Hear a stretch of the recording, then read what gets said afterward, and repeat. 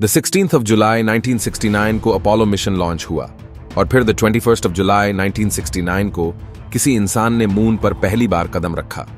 उसका नाम Neil Armstrong था और 16 मिनट्स बाद ऑल्ड्रिन ने उन्हें ज्वाइन किया। लेकिन जब नील आर्मस्ट्रॉन्ग और बज ऑल्ड्रिन ने मून पर लैंड किया तब उन्होंने अपने पीछे मिरर छोड़े, जिसे Apollo 11 lunar laser ranging retro reflector array नाम दिया गया, जिसमें कई सारे कॉर्नर क्यूब मिरर लगे थे। इन क्यूब मिरर का कमाल ये था कि जब भी इन पर लेजर बीम शूट की जाती है तो ये रिफ्लेक्ट करके वापस उसी जगह पहुंच जाती है जहां से इसे भेजा गया हो, और कॉर्नर क्यूब्स को 46 सेंटीमीटर पैनल पर लगाया गया था। अर्थ से देखने के लिए रिफ्लेक्टर्स काफी छोटे थे, इसी वजह से ये सब काफी चैलेंजिंग था। साइंटिस्ट्स ने सेंसिटिव फिल्टर्स और इक्विपमेंट्स यूज करके बीम्स को रिसीव किया और बीम को 2 हफ्ते बाद ह्यूमन आई से देखा गया। हर सेकंड एक फोटोन रिसीव हो रहा था और काफी समय तक ऑब्जर्व करने के बाद हमने डिस्कवर किया कि मून हमसे हर साल 3.8 सेंटीमीटर दूर जा रहा है, जिससे अर्थ की रोटेशन स्लो हो रही है। हमें ऐसा लगता है कि हमारा दिन एग्जैक्ट 24 आवर्स का होता है, लेकिन ऐसा नहीं है। ये कुछ डेटा है जो मैं आपको दिखाना चाहता हूं। ये द 1st of August 2023 का है और उससे एक दिन पहले का भी। इसमें हम साफ देख सकते हैं कि कुछ ना कुछ बदलाव आए हैं। अगर ऐसे ही दिन बढ़ता रहेगा तो हमें एक दिन नेगेटिव लीप ईयर जोड़ना पड़ेगा।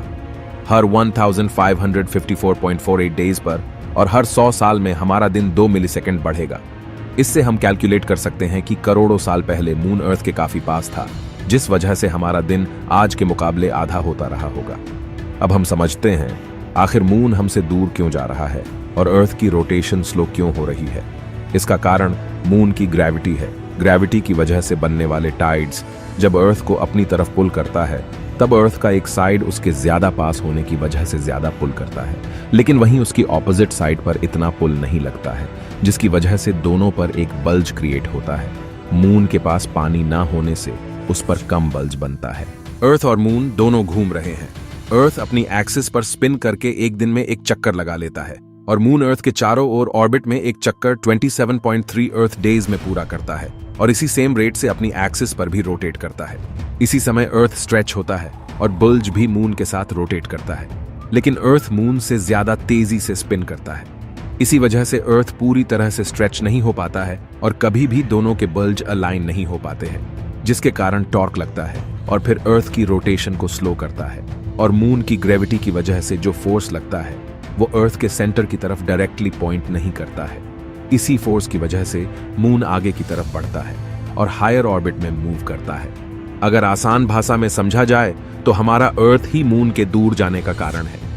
एक दिन ऐसा भी आ सकता है कि हमारा एक दिन 30 दिनों के बराबर हो जाए।